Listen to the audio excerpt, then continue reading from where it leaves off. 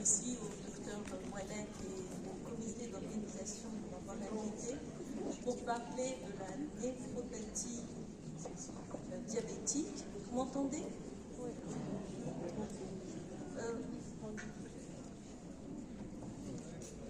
C'est allumé? Et là, c'est bon? Donc, on va survoler, en fait, quelques notions de néphropathie diabétique en essayant d'insister sur ce qu'il y a d'important et de quelques nouveautés. La découverte du diabète, on le sait tous, c'est 2500 avant Jésus-Christ. Il nous a fallu 3000 ans de plus pour se rendre compte qu'il y avait un lien entre le diabète et le rein. Et quelques décades en plus pour se rendre compte de l'ampleur de la morbidité de la néphropathie diabétique en particulier. C'est une maladie qui rentre en dialyse. Il y a une pandémie mondiale de diabète sucré, on le sait tous, avec une progression qui est très importante et qui est très variable en fonction des localisations. Et dans notre région, Moyen-Orient, Afrique du Nord, la progression, elle est vraiment alarmante. Et la maladie rénale chronique, elle suit exactement la même progression dans la prévalence. Et elle a progressé de 74% déjà en 2017, beaucoup plus actuellement certainement, et elle est 4 fois plus fréquente chez le diabétique que chez le non-diabétique. Une petite étude à l'EPH Aïn-Daya qu'on a fait nous a montré qu'il y a déjà un quart de patients diabétiques nouvellement diagnostiqués qui présentaient déjà une maladie rénale. Et ce qui est intéressant de voir, c'est qu'il y a une progression chez les jeunes. Et chez les jeunes, les complications microvasculaires sont plus fréquentes et sont plus graves. Alors si on devait étudier le nombre d'années de vie perdues quand on a une maladie rénale chronique, on se rend compte que, en fait, quand c'est une association maladie rénale sévère et une maladie cardiovasculaire, on perd, là c'est en fonction des tranches d'âge, la tranche d'âge de 40 ans est représentée en bleu. Et donc chez les gens de 40 ans, ils peuvent perdre jusqu'à 40 ans de vie, d'années de vie par rapport aux individus de même âge. Et ce qui peut être surprenant, c'est que quand on voit la perte d'années de vie chez les malades qui ont une maladie rénale chronique modérée, eh bien, on se rend compte sur la gauche du diagramme que on perd plus de 25 ans. Et c'est beaucoup plus que les maladies cardiovasculaires. Et quand on s'intéresse à la mortalité, eh bien, la mortalité des maladies rénales chroniques modérées, eh bien, elles sont un peu plus importantes que les maladies cardiovasculaires qui, elles, sont en décression dans le monde, dans les pays développés. Donc, we have an elephant in the room. Le diabète, qui est pourvoyeur de maladies rénales chroniques, qui présente une prévalence mondiale qui est la plus importante par rapport aux maladies cardiovasculaires, et qui présente également une mortalité au moins équivalente aux maladies cardiovasculaires. Il faudra leur ajouter les mortalités cardiovasculaires qui sont directement imputables à la maladie rénale chronique. La Société internationale de néphrologie essaye de pousser à l'OMS pour inscrire la maladie rénale chronique dans les maladies non transmissibles chroniques qui provoquent une mortalité prématurée. Je pense que ce n'est pas encore le cas. Ne parlons pas de la coût du prise en charge. Le malade, quand il rentre en insuffisance rénale chronique, déjà, on dépense plus de 100 000 $ par patient et par an. Et les dépenses sont 2 fois plus fréquentes quand ça s'associe au diabète et quand ça s'associe aux maladies cardiovasculaires. L'impact est extrêmement important de la maladie rénale chronique, avec une progression de la mortalité faramineuse. Je me rappelle quand on recevait dans notre service de néphrologie, ça fait très longtemps, les années 80 et 90, les malades qui rentraient diabétiques, qui rentraient en dialyse, avaient très souvent une amputation majeure, étaient très souvent aveugles et avaient déjà 1 ou 2 infarctus du myocarde. Malheureusement, la situation n'a pas beaucoup changé dans ces années 2020. Alors, quels sont les éléments de prévention? Il y a 3 volets principaux. Détecter les malades à risque de faire une néphropathie diabétique, et quand elle s'installe, il faut essayer de la détecter précocement, et puis ralentir dans la mesure du possible sa progression. Les facteurs de risque de maladie rénale sont partagés en 3 grands groupes: de susceptibilité, d'initiation ou d'éclosion de la néphropathie et de progression. Il y a bien sûr des facteurs qui sont non modifiables, mais ceux qu'on connaît et qu'on a l'habitude de prendre en charge, c'est essentiellement l'hyperglycémie ou le déséquilibre glycémique, l'hypertension artérielle, l'obésité, la dyslipidémie, qui partagent justement leur implication dans les 3 formes de susceptibilité, d'éclosion et de progression. Donc on a tout intérêt à les prendre en charge. On peut rajouter également la diminution fonctionnelle rénale, qui est souvent méconnue chez les malades qui ne sont pas forcément diabétiques. Alors comment allons-nous détecter la maladie rénale chronique? Alors pour la détecter, il faudra se référer à l'histoire du diabète, en particulier du diabète de type 2. On sait bien qu'il y a une grande période de pré-diabète qui est suivie par l'éclosion du diabète et donc classiquement la microangiopathie. Alors à quel moment faut-il dépister? Nous, ce qu'on fait, c'est qu'on diagnostique le diabète des années après son éclosion, et que si le malade a de la chance et qu'il a un bon médecin, la maladie rénale ou la néphropathie est dépistée en même temps que le diabète. Mais est-ce que c'est bon ce qu'on fait? Est-ce que c'est vraiment ce moment-là où il faut dépister le diabète, en sachant que les complications microvasculaires peuvent exister déjà dans le pré-diabète? Donc la question reste posée. Dans le diabète de type 1, les choses sont un peu plus faciles, avec l'histoire naturelle et les stades évolutifs qu'a noté Karl Mogensen. Là, avec les outils qu'on a de détection de la néphropathie, on ne peut la détecter qu'au stade incipiens, c'est-à-dire au stade 3.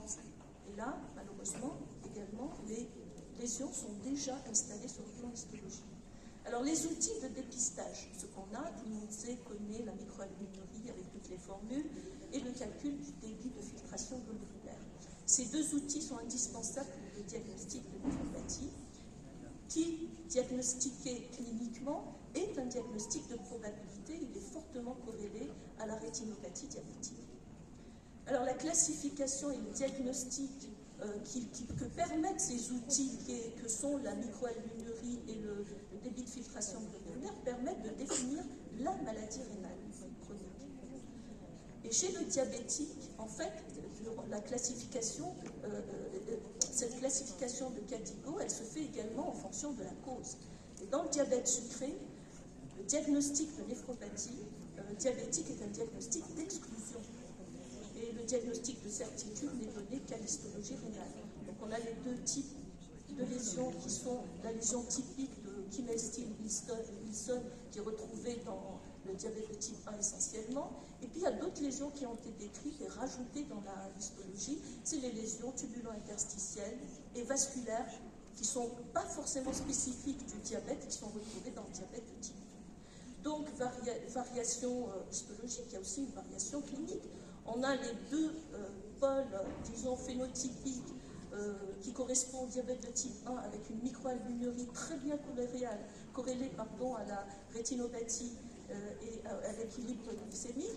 De l'autre côté, une baisse du débit de filtration globulaire sans albuminurie et qui est retrouvée surtout dans le diabète de type 2 et qui n'est pas corrélée ni à la rétinopathie ni à l'équilibre glycémique. Et entre les deux, on a toute une population qui associe baisse du débit de filtration et microalbuminurie dans des proportions très variables. Et cela, on ne sait pas trop en fait comment les classer. C'est peut-être l'association des 2 sur le plan histologique. Et en fait, quelles sont les questions auxquelles on n'a pas répondu dans la détection précoce de la néphropathie diabétique? C'est le choix du moment de dépistage. On ne sait pas trop. Dans le diabète de type 2, c'est encore un problème. Les outils de dépistage qu'on utilise habituellement, en fait, ne détectent pas très précocement la néphropathie diabétique. En fait, les lésions sont déjà installées quand on a une perturbation de ces outils. D'autre part, il y a le débit de filtration glomérulaire qui est surestimé chez le jeune, surestimé chez le sujet âgé et sous-estimé chez le sujet jeune. Et en plus, dans la zone verte qu'on a dans la classification du CADIGO, il y a pas mal de malades qui ont une néphropathie diabétique à différents stades de sévérité. Il y a autre chose également, c'est tous les individus qui ont des facteurs de susceptibilité de présenter une maladie rénale. Ça, on les a oubliés, d'où le concept de blind spot. On a tous les patients qui ont une maladie cardio-rénale qui est bien établie, qui est complètement irréversible. Il y a tous les patients qui ont une albuminurie, qui font un événement cardiovasculaire qu'on n'entend pas. Et puis il y a tous ces patients qui ont des facteurs de risque, comme par exemple un petit point de naissance. Ça vous dit quelque chose. Et qui n'ont aucune manifestation cardiovasculaire ni rénale. Et en fait, c'est cette population qu'il faut cibler pour dépister la maladie cardio-rénale au tout début. Alors, la détection précoce, il y a des nouveaux outils. Il y en a qui sont anciens, qui sont très connus par les néphrologues, comme la réserve fonctionnaire rénale. Donc, la filtration glomérulaire, quand elle est normale, ça ne veut pas dire que la fonction rénale est normale. Ce qui serait normal, c'est de voir quelle est la capacité du rein à répondre à une contrainte. Et cette contrainte, c'est une charge protidique qui, normalement, doit élever la filtration glomérulaire. Et d'un autre côté, la filtration glomérulaire n'est pas le seul élément de la fonction rénale. Il y a aussi le pouvoir de dilution et de concentration des urines qu'on peut tester avec un rapport de l'urée plasmatique et l'urée urinaire, qui n'est pas très utilisé, mais pourtant ça donne beaucoup d'indications. Il y a aussi une autre fonction qui est l'équilibre acido-basique, et on peut détecter des acidoses qui sont infracliniques par une charge en bicarbonate ou en NH4Cl. Donc, et ça, c'est connu, c'est utilisé dans la recherche, mais pas en santé publique. Il y a une autre nouveauté dans le diagnostic, c'est par les nanoparticules, qui sont des particules de 1 à 100 nanogrammes, et qui peuvent être utilisées selon leur taille, leurs propriétés physico-chimiques, et donc qui peuvent en fait aller dans tout l'organisme et même à l'échelle cellulaire, et qui peuvent être détectées par l'IRM. Et donc on a une image en fait qui peut aller jusqu'à l'image histologique. Vous voyez, c'est extraordinaire ce qu'on peut faire avec le progrès. Il y a aussi l'étude du transcriptome. On a déterminé plus de 100 protéines qui sont associées à la progression de la néphropathie diabétique ou de la maladie rénale. Et ces protéines sont en rapport avec une différenciation cellulaire, avec la croissance cellulaire, avec la croissance vasculaire, avec la fibrose, et surtout avec l'inflammation. Il y a une signature inflammatoire avec 17 protéines. Et à partir de ce protéome, on peut faire un calcul de risque avec les protéines. Et ça, c'est vraiment le futur avec la médecine de précision qui s'annonce. Il y a de nouvelles techniques non invasives comme l'imagerie photoacoustique qui combine l'ultrasonographie avec une technique de laser. Et à ce moment-là, les particules, les éléments de tissu absorbent de façon très spécifique et très unique les fréquences, les différentes fréquences. Donc, si par exemple on a envie de savoir comment est le collagène, eh ben, ça nous donnera un spectre de collagène et ça pourra nous dire combien de fibrose il y a dans l'organe, en particulier dans le Donc, et là, quand la néphropathie est installée, comment faire pour ralentir sa progression en sachant que le risque rénal, le risque cardiovasculaire vont de pair et ils sont indissociables. Les interventions pour retarder la progression, on les connaît tous, on les utilise dans notre pratique quotidienne. C'est la lutte contre l'obésité, la dysglycémie, l'hypertension artérielle. Donc on va parler de ce qui est en fait nouveau. Les antihypertenseurs, on a des nouveaux antihypertenseurs comme la finérenone, bloqueur du système rénine-angiotensine non minéralocorticoïde, qui a montré son effet protecteur sur le rein. Il y a aussi à l'étude le baxdrostat, qui inhibe la synthèse de l'aldostérone, en inhibant l'aldostérone synthase. Et puis il y a d'autres molécules qui sont un peu plus, le nom est un petit peu compliqué, mais qui ont l'avantage d'inhiber la synthèse de l'angiotensinogène dans le foie. Et bon, c'est toutes les molécules à l'étude qui peuvent être intéressantes. Alors, les antidiabétiques, on en a parlé depuis tout à l'heure, et il y en a deux qui se distinguent, les inhibiteurs de SGLT2 et les agonistes des récepteurs de GLP1, qui m'ont montré, dans toutes les études, un bénéfice cardiovasculaire, rénal et métabolique, et recommandé dans toutes les sociétés. Il y a d'autres traitements anti-inflammatoires du futur qui activent une voie de signalisation qui, elle, est anti-inflammatoire, anti-oxydante, anti-apoptotique.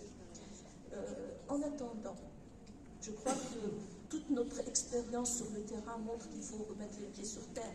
On a 40% de diabétiques non diagnostiqués, 64% qui sont déséquilibrés, il y a très peu qui ont un dépistage de la maladie rénale, et donc il y a encore du chemin à faire. Voilà, la maladie rénale, c'est un gros problème de santé publique. Le dépistage précoce est absolument indispensable, même s'il faut redéfinir le diabète. Et la maîtrise, ce qu'on ne fait pas encore, des facteurs de progression, il y a encore du travail à faire en organisant les soins pour les diabétiques. Voilà, je vous remercie pour votre attention.